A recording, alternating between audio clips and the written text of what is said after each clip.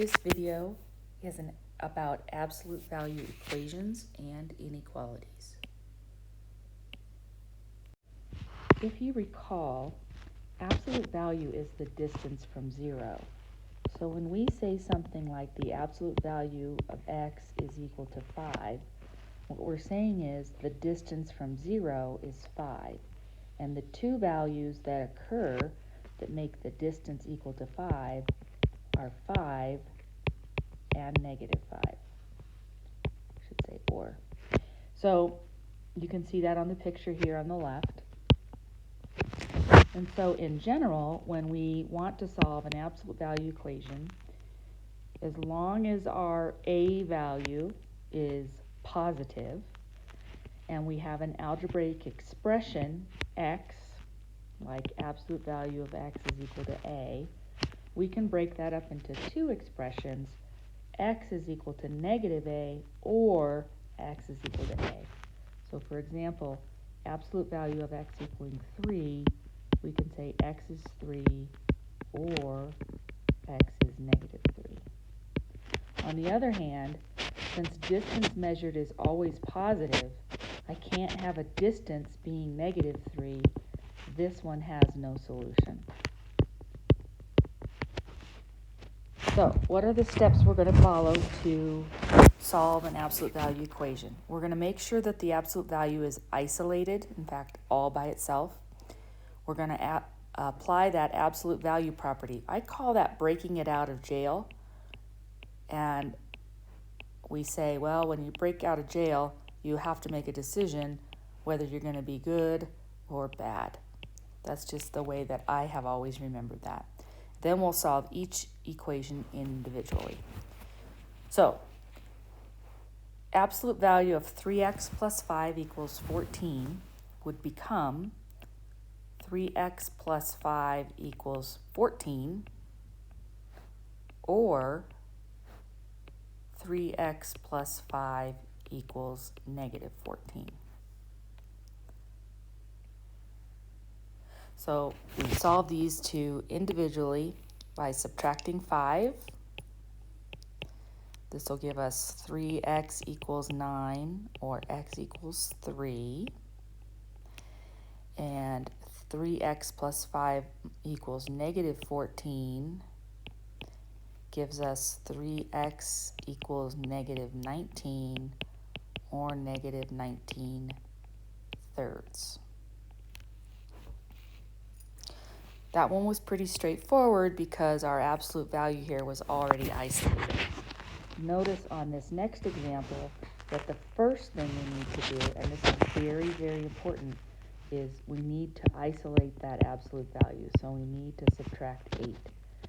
So in this case, we'll have the absolute value of x minus 3 equaling -4. And as discussed before, absolute value can't be negative, so this has no solution.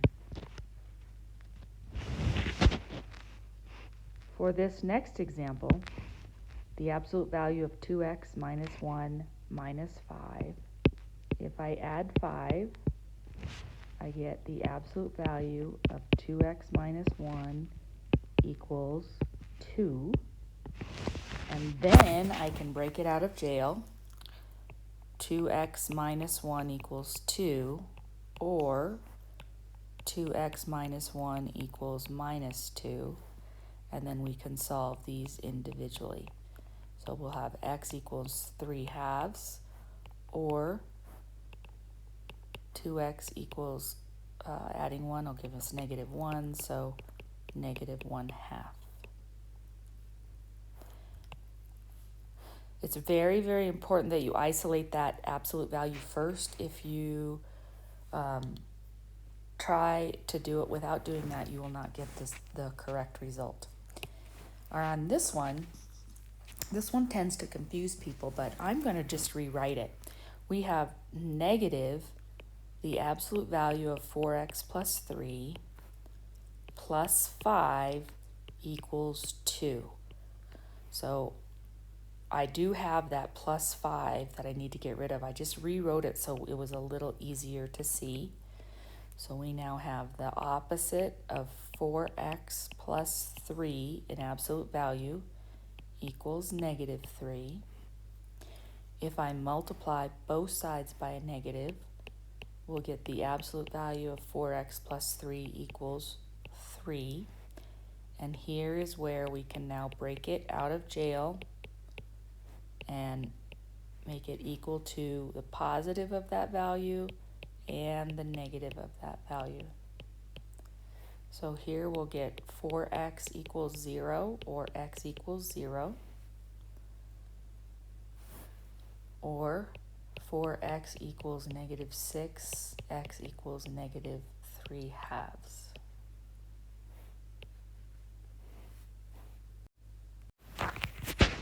So how do things change if we have an inequality rather than an equation? Well, we still break things out of those absolute value, and we still have to isolate that absolute value to get started. If we have the absolute value less than a, so keep in mind that's a less than. I like to say a less than because it's an and statement. And what we mean by that is that if I have to be less than a units away, then I have to be between a and minus a. So I have to be less than a units away, not more than a units away. So we say minus a less than x less than a. So that is when you have the absolute value of x less than a. When you have the absolute value of x greater than a, meaning the distance from 0 is greater than a, then what we have is values that are greater than a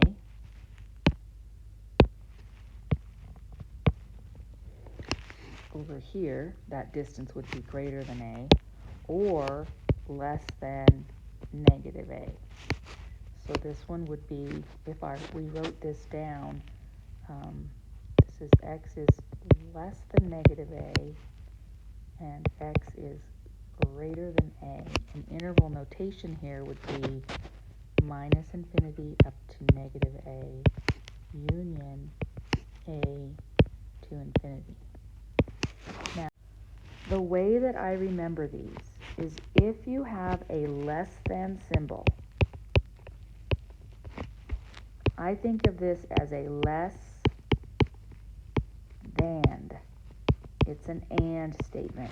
It has to be both less than a and greater than negative a. So if we were looking at that on the number line, less than a would go this direction, and greater than negative a would go in this direction, and we would only want the intersection.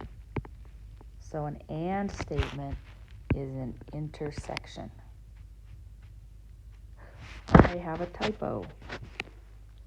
This should be great. This should be, hold on.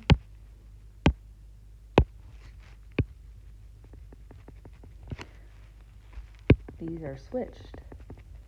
So this should be less than, and this one here is great or. So when you have an or statement, you're going to say you're either greater than a or less than a. So we hope that's the case, but I could have an and statement that does not intersect or an or statement that does intersect. So the word and or is extremely important, and you'll see that in these examples below. So here we go. Let's start with the absolute value of x is less than or equal to 5. So we know right away that this is an and statement because it's a less than. And with an and statement, we can write this nice chain of inequalities, less than or equal to 5, greater than or equal to negative 5. So our solution here is, oops, it should be a bracket because it's got that inequality with the equal sign. So negative 5 to 5. The graph of this, of course, would be a solid circle at 5, negative 5 and 5, and we would shade between those two. So that one was pretty straightforward. The next one, 3x plus 2 is less than 5, has more of an expression here in the middle, but we treat it exactly the same.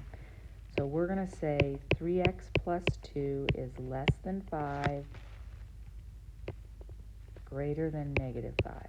We knew it was this chain of inequalities because we had an and statement. So we're going to subtract 2 from each side, each piece of this inequality, and then we will divide by 3, and we will get x is between negative 7/3 and 1, and our inequality, or our interval notation would look like this, and our graph would look like this, from negative 7/3 up to 1 with open circles. So both of those are and statements, and so we're looking for an intersection. This next example is an or statement because we have this great or, and we have to do a little bit of work because we need to isolate this absolute value. So we're going to have the absolute value of 5 minus 2x is greater than or equal to 1, dividing both sides by 3. Then I will break it up. Now I can't make a chain of inequalities. I have to say 5 minus 2x is greater than or equal to 1, or 5 minus 2x is less than or equal to negative 1. Well, we'll subtract 5 here and get minus 2x is greater than or equal to negative 4. And we'll do the same thing here. Minus 2x is less than or equal to negative 6. And we do have to remember one of the properties of inequalities is that if you multiply or divide by negative, which we're going to do here in a moment, we have to switch the direction of the inequality. So here we're going to have x is less than or equal to 2, and x is greater than or equal to 3. So on the number line, here's our 2 and here's our 3. It's going to be greater than or equal to 3, less than or equal to 2, and our inequality or interval notation here is going to be, excuse me, I'll put it up here, minus infinity up to 2 bracket, union bracket 3 to infinity.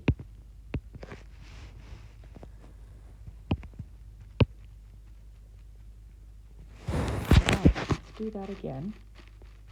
This time we have a less than symbol, so this is an and symbol. And with an and, we can write it as a chain of inequalities. But first we need to get rid of this 5. So we're going to have the absolute value of 2x minus 4 is less than negative 5.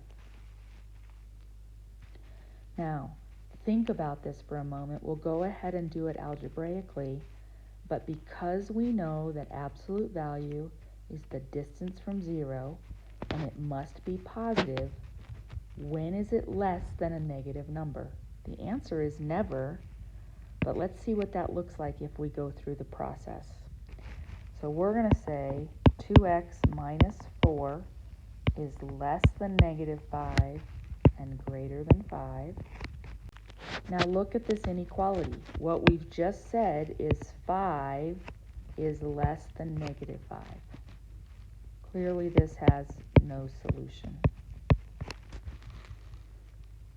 Okay, let's take another look, another example. When is an absolute value greater than a negative? Well, that's all the time. But again, let's go through the process. We know this is a OR statement. So we're going to break this up as 7 minus x greater than or equal to negative 4, or 7 minus x less than or equal to 4.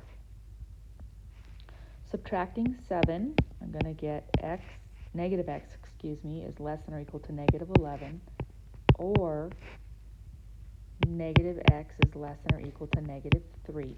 Here again, we use that property that when you multiply or divide by a negative, you have to switch the direction of the inequality.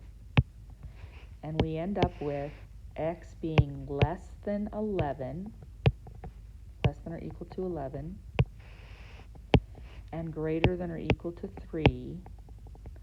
And since it's an OR statement, we want the union of those two sets, which will be minus infinity to infinity. Okay, I have one additional example.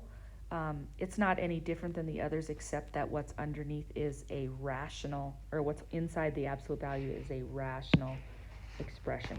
But we treat it exactly the same. So we know right away this is an OR statement, which means I want the union of the two sets that I find. I've got 2x plus 1 over 3 is greater than 5, or 2x plus 1 over 3 is less than negative 5. And I'm going to multiply by 3.